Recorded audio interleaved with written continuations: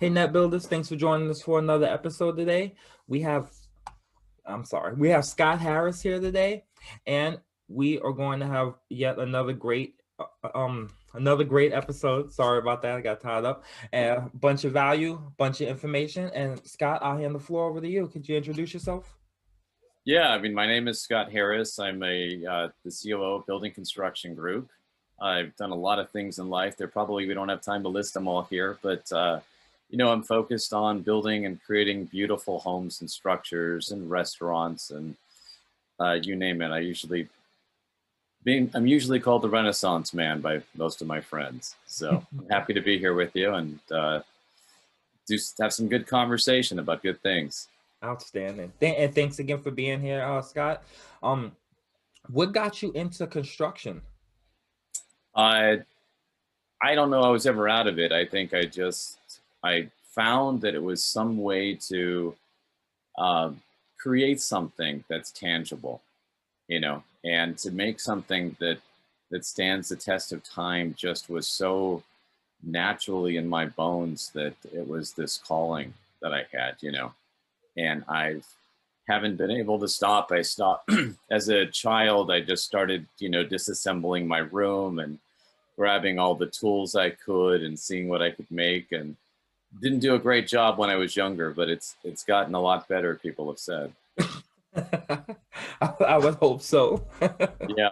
I mean, it's an interesting profession because, it's one of those things that don't really carry the kind of level of prestige that most professions do. It's not something that you can go to college, and be a construction major in. You can do construction management. It's interesting that the architects, the engineers, all the people that tell you how to build it, those are the ones that are trained. But the people that are actually building it, it's an apprenticeship program and trial and error. And so, it wasn't really a goal of mine to do this as much as I just couldn't stop doing it. And and I kind of gave up aspirations of having this prestigious title after my name, and I just accepted that what I do is prestigious. I like that. I like that train of thought. I like that mindset right there. I mean, the value in what you do is, determined by how much you value it. Right. Exactly. And yeah, I think that's an amazing mindset to have there. Thank you. Um, so in the background there, is that one of your designs there? That is one of the homes that I've built, and I had a lot of input on the design of it as well. Wow. I work with a partner that's an architect, William Hefner, and he's responsible for those. And we work together and build these big, beautiful homes like that. Wow. So that's so I like to say it's mine, and I'm sitting in my backyard right now, but I have so many questions here. So I'll just ask one for now. But the design process, like are you given certain parameters that you can't go outside of or whatever, or do you just get free reign to just go bonkers with it? well, what makes it fun is that every client is so different, and there's the occasional client that gives you free reign, but generally that doesn't happen because most of your clients that you have are coming to you because they've already seen your work. They like something you've done. There's three things that influence most design, which is not maybe the most fortunate things, and it's how you want to be seen, Mhm. what you've seen or what you've seen on TV or a magazine. And so a lot of things are a derivation of something that they've already seen. But interestingly enough, through the process, you then get an opportunity to say, hey, what about this? I got an idea. I like that. And it's interesting because a lot of times clients, after they've had dinner at their favorite restaurant, or after they've been on vacation, they come up with all kinds of new ideas, right? Hmm. And then you try to incorporate and explain why those didn't work appropriately. However, as you weave those in, you start getting something that's more organic and interesting, and the end product doesn't usually looks nothing like the beginning product, and it becomes very personal. The goal is to make a home or a product that really tailored to that person's needs, right? It should be like a well-fitted suit. What works for one person doesn't work for another. We all have different lifestyles and body sizes, and so we need to tailor those to your needs. And so each one really, if it's done well, should be unique, not a widget. Gotcha. I like that. I like that. Do you have like a even though you tailor it to the individual client, do you have like a signature thing that you do with every design you do? Well, I've been signing my name on the concrete, but that doesn't count. No, I'm kidding.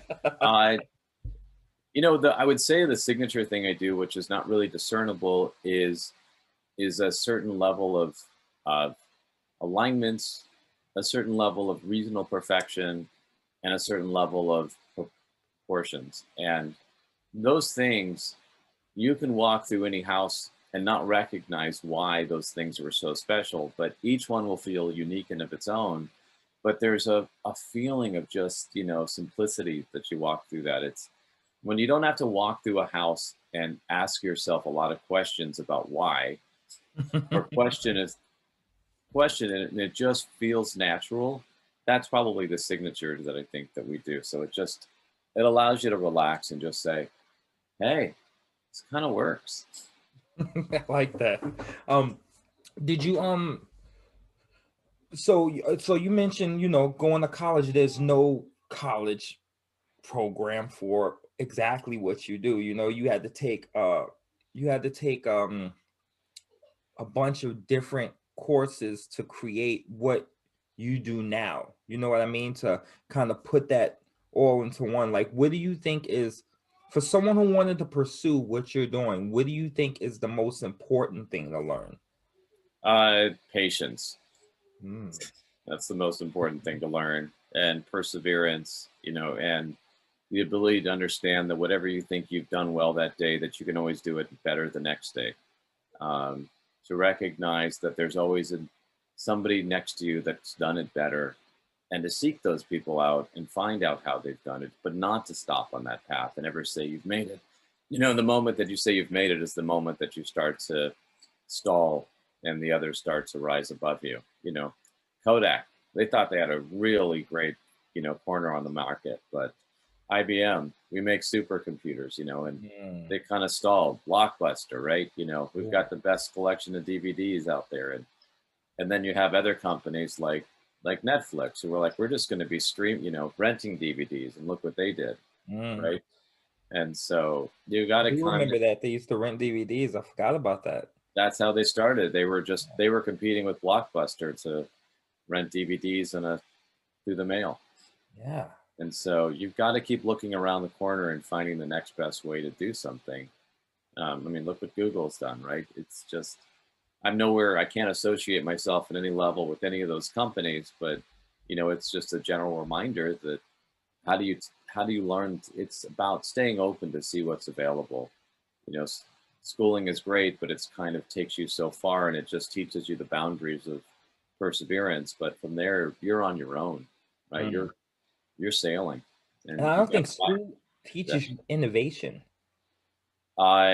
It should, right? It doesn't It's though. really it's such an organized curriculum of material that it it it doesn't it teaches you organization, not innovation, right? Mm. And you need that, but and the innovation is there's some schools that are probably better suited to that, but you're more or less following in a curriculum. There's certain expectations of the exercise. Here's the parameters that you should fall between, and do. I wasn't successful when I was in school because I would challenge my teachers, and they had a certain discipline way they would do it, and I said, "Are we done? All right, now I'm going to go around and teach the students the right way to do this." Mr. Harris, please sit down. I understand that because of your curriculum and because that you have to stay fixed, but I'm not employed by the school system, so I have the ability to teach the students the next level on how to do this. You already admitted it's not accurate. Mr. Harris, That is this isn't great. working well. Let me just try to do it in real life. So That was great. But I think that's great that you do, because there's so many people that fall inside of a box and they put that's nice little ceiling on that box and they put nice little sturdy walls around that box and they say, right. let's stay in it forever, even though it's not perfect in there. There's a big world out there, and it's scary. And I could probably find a better way to live and better things outside of that box, but they're so afraid to travel outside of it. But I really applaud you and commend you for saying, hey, we're not staying in this box, guys. They showed you how to do it in here. Now let's get out of the box and let's do it a more accurate way. Let's do it a better way. Because people stick with in the military we called it SOPs, or standards or procedures. Right. And that's just a guideline, you know? Like, it's a guideline. Now let's add some flair to it. Let's add a couple other things Right. to make it Right. better. Yeah, you know, it's your choice. Do you want to be a lion in this world, or do you want to be the sheep? You know, I say, nah, bad joke, bad dad joke there. But you know, it's true, and I'm actually working with a group of people to reimagine the industry in the way that it can be, because there's so much complacency that we have within it. You know, if it worked, just keep doing it, right? Mm-hmm. I mean, like Toys R Us did that, right? It just worked. Sell toys. Why change? Well, you know, it doesn't work. You've got to keep reinventing the wheel. And a lot of the products and the way that we construct things are so antiquated. I mean, when you look at this, the technology that's being used, as far as the building materials of themselves, I would say they're antiquated. People always argue with me on this because they said, oh, the technology is just amazing what we're putting in these buildings, right? But then I look at it and I say, I put 7,242 linear feet of wiring in your building to make it wireless. No, that seems counterintuitive to me. If I was God, I'm looking down and say, you put a lot of wires to make something wireless. I don't know how that worked out very well for you. That's a very, very interesting way to look at that. I've personally never, I've never really stopped to think about that at all. I don't think it ever crossed my mind, but now, wow, huh? Oh, yeah, there's a bunch of wires running around in my house, but everything is wireless here, and now I'm looking around like, the more wires I add, the more wireless everything becomes, right? You know, and there's so many things in the industry that are like that if you start to dig in as to how we build things and how we're still creating. And there really are better ways to do it. There's less expensive ways. There's ways to create structures. I mean, take a look at just the way that a lot of the homes are built. You know, it's the biggest jump that they had was from balloon framing, you know, to stick framing, where they're just 2x4 studs, you know, at 16 inches on center.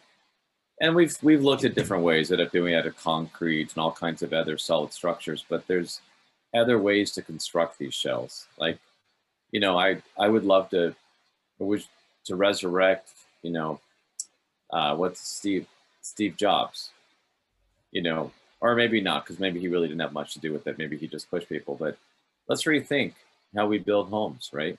Mm-hmm. And let's stop building them the same way.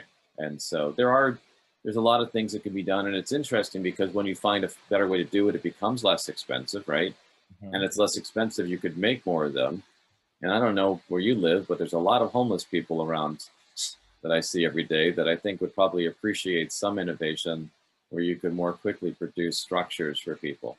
Yes, because we have a finite amount of land on this planet, you know, but houses really aren't getting built as fast. I mean, relatively, I don't know how fast the typical home is built, honestly. What's usually... They take, you know, I would say on the custom homes that we build, they're probably anywhere from 16 to 18 months, but those include, you know, they're a 20,000 square foot home where you're excavating down sometimes 20, 30, 40 feet to stabilize the site. You know, they're a beast of their own. You know, they're someone's castle that they're building.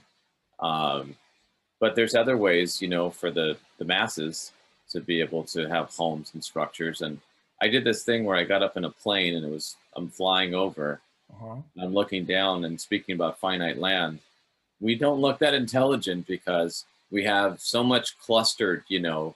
You look at like the way they live in Los Angeles and Japan and New York, we're all clustered, and the more that you can put into that smaller space, the better. We keep putting us in the box, and you divide the box up into more pieces and sell it for more money. And you think you're successful because you got a piece of the box, but it's not infinite, but the land that's out there is significant, and it's significantly unused and untapped. And there's healthy ways for the environment to be able to use that you can actually give back. So, it's just for everybody to congregate and cluster into this little box. And meanwhile, you've just got open fields, for hours as you're flying over a plane, right? That's very true. If I was God, and I'm not, I'd be looking down like, God, you guys are not smart again. Spread out. I get all this, man. I made a planet for you. I made all this space. You could even live on water. There's all kinds of things you could have done, but you just keep going to that little box, You're a very insightful person. You're a very insightful person. Because yes, when I look down on the plane, you're right. There's like squares, huge pieces of land that's just green. Just right. Beautiful. Yeah. So I think God gave us, or however this planet was created, there was a lot of space that was given to us. Right. Well, why do you think that we stay in that? Why do you think we stay so cluttered? Because we really do. I was born in New York, and we lived on top of each other, no backyards or anything. But then you go out to New York State, and there's just fields and fields of land, just acres. Wow. I think it's in our nature to want what the other person has. I think it's in our nature to be drawn into what's comfortable and what and if somebody else is living here, I want to live here. And then businesses start to develop there, and there's something to be said for the economic environment, that you want to be close to homes, and your homes want to be close to your businesses and schools. But it doesn't mean, it's nothing to say that if you started evolving other parts of this beautiful planet, then you could create out there, different ways of other economic means, where maybe part of the economic means is actually producing more of these beautiful structures, right? There's just, it's interesting, we appreciate comfort more than we do diversity, I think. I completely agree. I completely agree. But it's people like you that travel out of that comfort zone. No one ever does anything great in a comfort zone, ever. Right. No. If you're comfortable, it's sorry. Right. Being comfortable. If I'm comfortable, I feel like I'm starting to die. I'm like, I may as well just go get that box and put me in it, because there's no reason to be here. Exactly. I'm not saying that I've done great things or will, but I'm only happy when I'm doing something that hasn't been done, and the way that I always look at it is, figure out exactly what everyone has done, right? Put that on paper, organize that, understand it. And first step I'll do is now reverse it. What happens if we did all of these steps backwards? Okay, see what happens. It's interesting when you mix up the same recipe, what you can create. Next thing I like to do is, let me see if I can come up with something that is not anything on this list. Those are my rules. Now, it's always not reasonable that you can do that, but somehow by doing that exercise, you come up with a big aha moment, Thomas Edison, he had a bright idea about, let me create a light bulb, these candle things aren't that great anymore. After 1,000 tries. But it's also the perseverance, because he took them, over 1,000 times of trying it. I tell my sons that just because what you've done doesn't work, it doesn't mean that you stop. What if Tom, if he stopped at 972nd try and said, I'm done. I knew it was 1,002nd, he finally hit it. So you got to have the perseverance. It's probably not for everybody. I think somebody told me that you can't really do a better job. You're doing the best you can do, because whatever you're doing is the tools that you were given, and you are doing the best that you can. So, but if you have that ability and you have that desire, Don't squash it. Use it. Explore it. Instead of sitting there on that same couch with the same drink, watching the same show, try Some something people's different. some people's 100% is someone else's 50%. You know, I Yeah. completely agree with that. You know, some people I used to get frustrated with with other entrepreneurs I would be talking to or I'm really close to, and I'm like, why aren't you doing this or why aren't you doing that? And they're like, at right now I'm doing my best. And then I had to really sit back and think to myself, like, okay, at this point in time, they don't have that education or they don't have these resources. So they really are doing their best. My best isn't their best, and their best isn't my best. And I fall short sometimes too because somebody else has expectations of me, but Right. I'm doing my 100%, and they're like, that's not enough, you know. But I really like what you said about Thomas Edison. If he had stopped, um, this would be a very different world right now. Yeah. I mean, where would LED wouldn't be the big thing to take it over, Yeah. you know? And that was somebody, I think it was in Japan, an inventor trying to just create some, I think it was in the 50s or 60s that finally took off. But yeah, it's interesting. I like to say that I tell my team that good is the enemy of great, Mm. and because so many people will like often say, "Good, what do you think of it? It's really good. What do you think? It's good. That's really good." They're like, but then they stop, right? They've got that far. They feel like getting a C or B. That's good. That's Mhm. pretty good. So good is the enemy of great. And you have to recognize that not to stop at good. You have to try to achieve greatness. Definitely. And unfortunately, the way the world is going, or there's been a huge celebration of mediocrity. So Oh, it it's just celebrate. It is. Mediocrity is celebrated. yes. It's So it creates expected. comfort, which Yeah. breeds complacency, which stops innovation, and it's frustrating. Oh, it's just maddening. Yeah, you're asked, you're trained to be complacent. Mm. You're I mean, mediocrity is basically middleism, right? I mean, that's what it is. And so you're trained to be in that thing because you're an easier target to sell things to. You're an easier target as a society to control, Mm. right? You're more manageable as a group of mediocre people. Not to say that anyone shouldn't be, or that not to discount anyone, but it's an easier group if everyone's just doing the same thing that you need to manage. I'm sure you can imagine if you had a bunch of thinkers that were the other way. I don't think I need to send my children to school. I have a new idea. I'm not buying cars. I'm living this way. So it could create some chaos if you have too much of that. But everything's just needs to fall in the middle of things, right? Yeah. So, and you need different kinds of people. There's some people that don't want to. They'd like to be led. They enjoy it. And if you have a bunch of leaders and there's nobody to follow, then therefore you're just basically leading yourself That's into true. insanity. So we need all kinds of types of people. I mean, if mediocrity is falling in middle, that means there's a high and a low. Without it, you know, there is no curve anymore. Very good way of looking at that. Very good way. Very good way. I feel like you bring out the better side of me in the better words because I'm so used to speaking to subcontractors and teams grunting all day. So Yeah. what does the team look like? What is a like your typical team? What does the team look or consist of?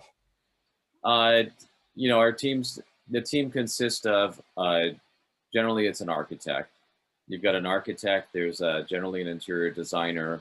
There's a project engineer, structural engineer. There's usually a manager for the client. There is a geotechnical engineer in looking at the soil's conditions. There's waterproofing consultants looking at how to avoid water intrusion problems. And you've got the city of Los Angeles or whatever your building and safety department is that's overseeing all of that. Then you have third-party deputies that oversee those agencies where, and then you come to us, the general contractor side or the building side, And then we manage all of the teams, and we have probably thousands of people that we're managing that are actually doing all the things that have to be in alignment with all of the other teams' work that they've already created. So Wow. it's quite an intricate process, maybe too intricate, to be able to construct these. And when you think, unless you're building track homes, every one of these is a new widget that you're making. It's a one-off, and so you always have unexpected challenges when you're constructing these. It just there's there each one is its own prototype, right? And Yeah. so because of that, it creates a lot of secondary work for people to come back, and it also creates some level of perfection and understanding. But it's quite complex to consider what goes into just creating, a place to sleep and turn on your TV and have a lot of wires where you feel like you're in a wireless zone. That's actually very amazing. Because people that live in a house don't typically think about all the work that went into it, every detail that went into it. And I can imagine that it does create a perfectionist out of you. Yeah, Yeah, they were talking about I forgot, I was reading an article about Elon Musk and his engineers. They were constantly just all the time, because he's like, release this, and they're like, no, it's not done yet, we still have to do this, still have to do that, and it has to be perfect, and he's like, no, release it now. And his engineers are notoriously angry at him all the time. Every time he walks in the room, they're like, oh man, he's back. So I imagine that due to the fact that you're building something that I imagine you put a lot of yourself into, when do you decide this is done?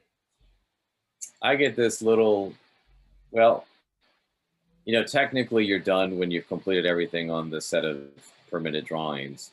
But there's a sense of peace that comes over me that I just feel like this kind of like meter that just goes back and forth. And, when I walk through the home, something just doesn't feel right. And I just wait till it kind of everything feels centered. I've, I have this intuitive sense as well. And I thank God, because I don't think I'd be in business anymore if I didn't. But often I walk into one of my projects and I'll walk over and say, just pull off that piece of drywall.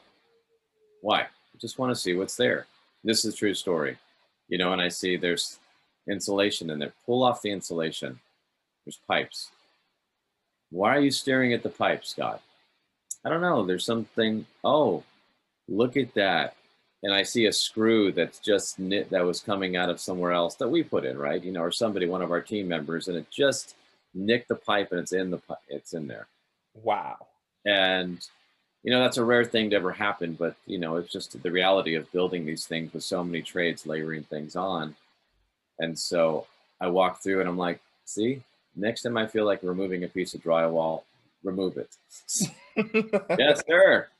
And so I kind of walk through and I get a sense, or it's the technical side of what's on your list and the to do and what the clients ordered and purchased, but there's also a reassurance when you get that kind of calm center feeling that I think this is it. This is it. We did it. I love that. So I create web pages. So I'll spend hours and hours upon it. Nothing as detailed as building a home, something someone is going to live in. I create an experience where people are going to stop in for a second, maybe 5 minutes, maybe 10 minutes, Right. a couple of things.